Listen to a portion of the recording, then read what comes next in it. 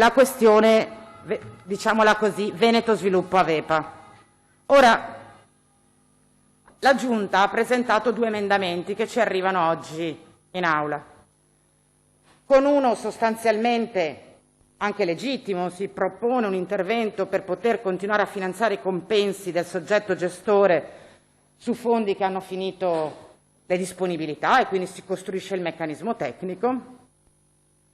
La seconda parte di questo intervento sposta tutte le risorse dal fondo di rotazione unico che voi avevate immaginato nel 2016 per una gestione ordinata dei fondi di rotazione di questa regione nel fondo Covid che si è costruito l'anno scorso in occasione dell'emergenza.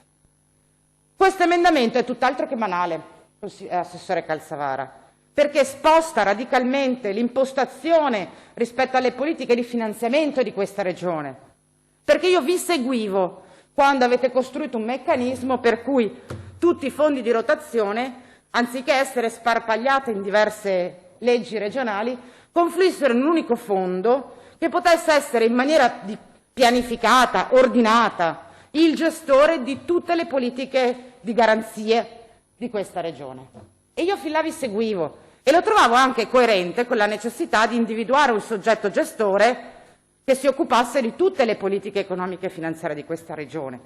Processo complicato, sfida impegnativa, ma mi sembrava un'idea ordinata, sistematica. Poi avremmo litigato su dove metterli quei fondi, però l'impostazione mi convinceva. E dal 2016 al 2021 voi avete costruito un sistema di questo tipo, finalizzato a quell'obiettivo. Oggi, con un emendamento su una legge di semplificazione in materia di agricoltura, caccia e pesca, voi ribaltate questa impostazione. E i fondi che dovevano essere nel fondo unico regionale di rotazione per offrire alle imprese un unico interlocutore, un unico contenitore, li spostate su uno strumento che per definizione dovrebbe essere emergenziale, il fondo di rotazione che si chiama per l'emergenza Covid.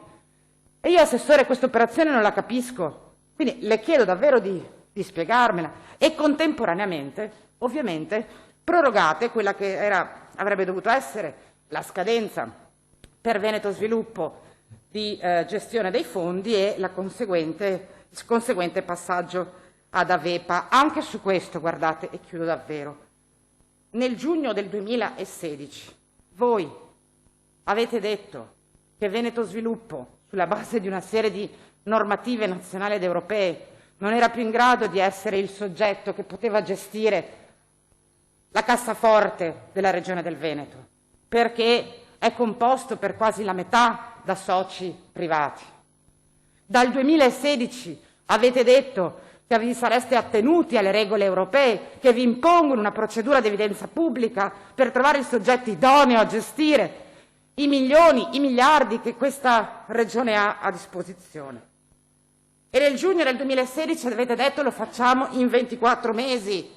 A dicembre del 2017 avete detto no, ce ne metteremo 48.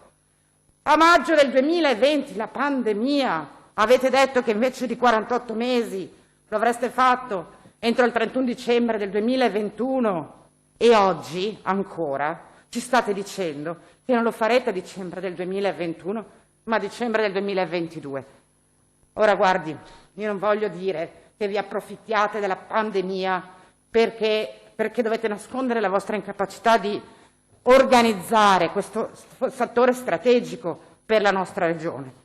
Mi piacerebbe però che questa operazione me la spiegaste, perché se Veneto Sviluppo non può continuare, se Avepa dal 2017 non è stata messa nelle condizioni di diventare quel soggetto che potrà farlo. Collega Camani. Chiudo davvero, vi chiedo davvero e spero che sia questa l'occasione che ci spieghiate qual è la strategia su un tema così importante. Grazie.